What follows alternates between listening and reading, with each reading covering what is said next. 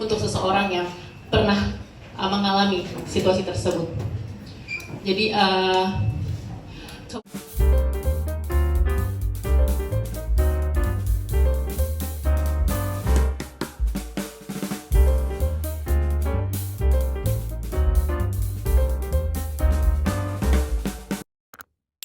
kalau berkomunikasi pasti berhadapan mata, karena kalau saya menghadapnya ke stage nanti teman-teman nggak bisa lihat. Baik. Halo, nama saya Davi, syaratnya seperti ini. Saya nonton Can You Hear Me?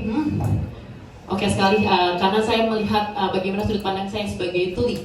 Bagaimana saya seorang identitas yang memiliki budaya tersebut, dan saya pun juga pernah punya pengalaman di Aceh. Bagaimana saya juga pernah mencoba mensosialisasikan mengenai kesehatan mental untuk teman-teman masyarakat korban di Aceh. Kemudian saya melihat dari sudut pandang saya, mungkin ada sesuatu yang sepertinya masih, saya pikir emosinya akan sebetulnya masih bisa lagi untuk bisa menampilkan emosi untuk seseorang yang pernah mengalami situasi tersebut. Jadi kemudian kita lihat ada salah satu case, yaitu menjadi adiknya Mutia ya. Siapa namanya Pak Rama yang kecil itu anaknya? Syifa ya Syifa. Saya melihat mungkin ada beberapa, kalau boleh jujur ya Pak ya, Pak Rama gitu untuk POV saya. Jadi mungkin ada beberapa isyarat yang sepertinya kalau dilihat masih sangat kurang gitu. Kebetulan saya juga terlibat di Pusat Bahasa Isyarat Indonesia, jadi masih ada sedikit kurang pas aja gitu. Jadi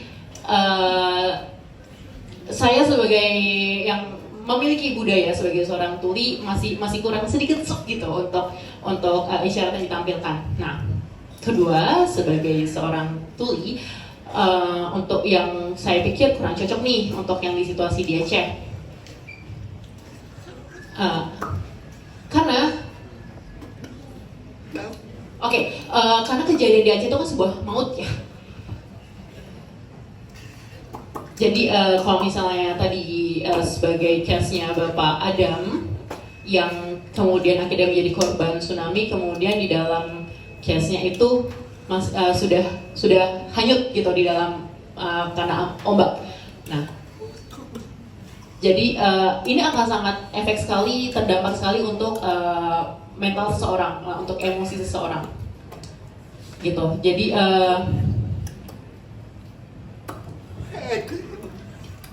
ya, jadi kalau saya lihat adik Mutia sebenarnya diperlukan terlihat lagi nih trauma untuk pengalaman hidupnya nih, bagaimana dia kehilangan seorang bapak yang memang hanyut karena ombak gitu.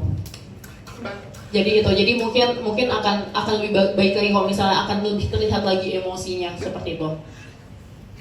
Kemudian yang ketiga mengenai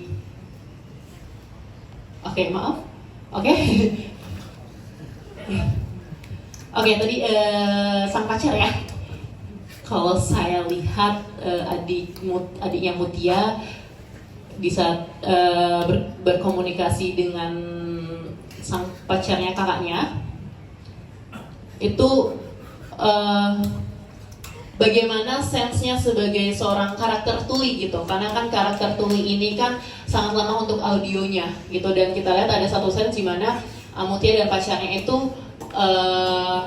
berkomunikasi secara verbal. Nah, kalau misalnya kita harus tunjukkan karakter tuli, itu mungkin bisa lebih kayak yang seorang tuli yang penasaran akan ada apa sih ini, kok tiba-tiba kakak saya nangis seperti itu. Jadi mungkin akan lebih mantap lagi kalau misalnya ternyata di dalam scene itu dia lebih bertanya-tanya sama teman-temannya yang di situ gitu. Karena tuli itu memiliki sifat yang karakter yang kalau ada kejadian di sekitarnya kemudian tidak mengetahui apa, dia itu akan jadi lebih kepo. Dia akan ada effort untuk mengetahui sebenarnya apa yang sedang terjadi di saat itu.